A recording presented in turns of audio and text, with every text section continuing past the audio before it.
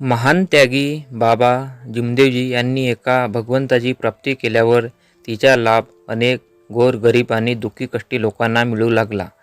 बाबांनी भगवंताला शब्द दिल्याप्रमाणे ते निष्काम भावनेने इमान इत्वाने भगवंत प्रति मानवाला जगविण्याचे कार्य करू लागले. त्यांना योग मार्गदर्शन करून त्यांच्या जीवनात जे काही शारीरिक, आर्थिक किंवा मानसिक दुःख असेल त्यातून त्यांना मुक्त करून त्यांना सुखी व समाधानी केले. याप्रमाणे अनेक लोकांनी त्यांचा फायदा घेतला. त्यातील काही लोक या मार्गाचे उपासकही सेवक बनले. त्यापैकी या मार्गाचे प्रथम सेवक बनण्याचे श्रेय श्री गंगारामजी रंबाळ यांनी घेतला.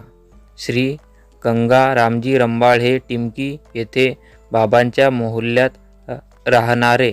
बाबांच्या घराशेजारी गडीकर याचा क्लब होता. तेथे कॅरम वगैरे करमणुकीची साधने होते. त्या मोहल्ल्यातील लोक सायंकाळच्या सुमारात फावल्या वेळात तेथे करमणूक करण्याकरिता जमा होत असत.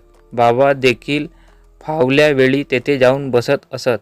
तेथे ते परमेश्वराप्रती मानवाला जागविण्यासाठी नेहमी चर्चा करीत असत. बाबांची ही चर्चा ऐकून तेथील लोक त्यावर विचार करीत असत. त्यातील काही जण याचा लाभही घेत असत. याच क्लबमध्ये गंगारामजी रंबाळ हे सुद्धा नेहमी येत असत आणि बाबांच्या चर्चेत सहभागी होत असत. गंगारामजी रंबाळ हे हिंदू संस्कृतीत वाढलेले. त्यांचे घरणे गुरुमार्गी होते. त्यांचे गुरुजी सोनार बाबा नावाचे होते. तरीसुद्धा ते भूत बाधेने पीडित होते. त्यांच्या अंगात भूत पालीत येत होते. त्यामुळे खूप त्रास झाले होते. गुरुमार्गी असूनही त्यांचे गुरु त्यांना या दुःखातून मुक्त करू शकले नाहीत. तेव्हा त्यांचा देवावरचा विश्वास उडला होता. त्यांना वाटत होते की जगात देव नाही, सर्व गुरु सारखेच आहेत. नुसते देवाच्या नावावर लोकांना लुबाडून आपले पोट भरतात. ते देवाचे उपासक आहेत असे दाखवितात. ते थोतांड आहेत. जे लोकांचे दुःख दूर करू शकत नाही ते गुरु कसले? आणि त्यांनी ज्या परमेश्वराची प्राप्ती केली आहे तो जर या गुरूंना मदत करीत नसेल तर तो परमेश्वर कसला? या अनेक विचारांमुळे त्यांचा परमेश्वरावरील विश्वास उडला होता. त्यांनी गुरुच्या प्रयत्नाव्यतिरिक्त आपले दुःख दूर करण्याकरिता समाजात सुरू असलेल्या जुन्या रूढीप्रमाणे अंधश्रद्धेचा उपचार केला. डॉक्टरांचे औषधी उपचार केले, पण काही उपयोग झाला नाही. त्यांची प्रकृती दिवसेंदिवस खालावत होती. याचे मन द्विस्त झाले होते. एक दिवस महान त्यागी बाबा जिमदेवजी क्लबमध्ये परमेश्वराबाबत चर्चा करीत असताना गंगारामजी रंबाळ यांनी बाबांना प्रश्न केला की जगात परमेश्वर नाही काय? तेव्हा बाबांनी उत्तर दिले, परमेश्वर नक्की आहे. परमेश्वर ही वस्तू दिसत नाही आणि ती कोणी पाहू शकत नाही.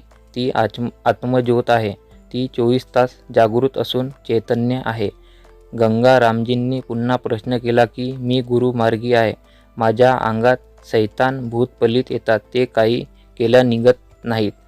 गुरु हा परमेश्वराचा उपासक असतो. तो परमेश्वराच्या साह्याने लोकांची भूतपलीत नष्ट करून दुःख नाहीसे करतो. असे असताना माझे दुःख का नाहीसे होत नाहीत? इतके बोलून बाबांसमोर प्रश्न ठेवला की भगवान आहे असे तुम्ही म्हणता तर तो दाखवू शकता का? बाबा लगेच उत्तरले, ठीक आहे.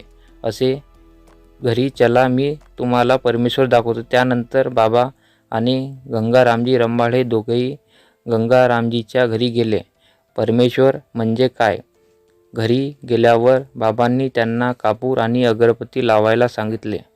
कापूर आणि अगरबत्ती लावल्यावर ते बाबांच्या समोर बसले. बाबांनी अगरबत्ती लावली, कापूर ज्योत लावली. कापूर विझल्यावर गंगारामजी दोन्ही डोळ्यांना अश्रू धरा लागली. ते खूप रडू लागले. ते काहीच बोलत नव्हते.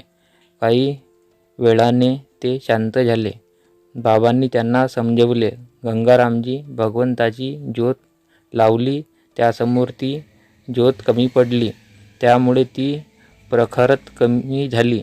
भगवंताने तुमची आत्मज्योत चैतन्य केली म्हणून तुम्ही खूप रडू लागले असे बाबांनी निरूप केले.